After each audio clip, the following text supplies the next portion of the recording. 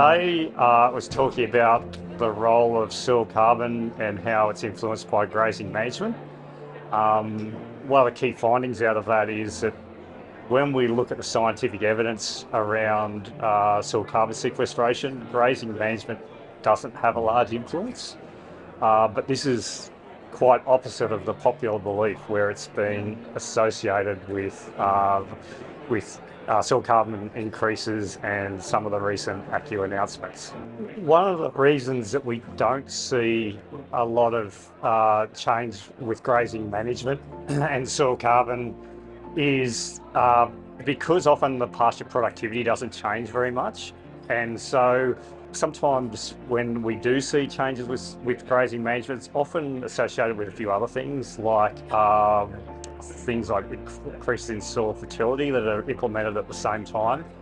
And particularly if you're measuring between two time points, we find that there can be seasonal increases in soil carbon that are due to better seasons or specific situations. But over the long term, there's ups and downs, and that increase might go down in the future.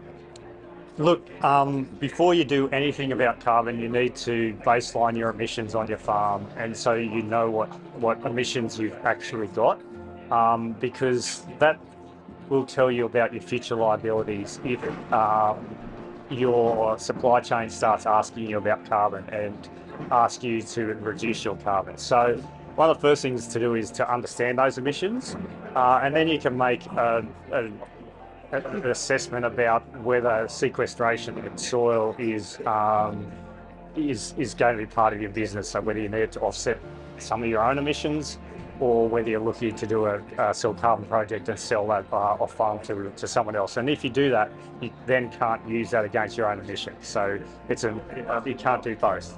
So some of the things that consistently increase soil carbon is land use change from cropping to pastures, and that's any type of pasture. So it's just the removing of the disturbance with cropping is what increases the carbon.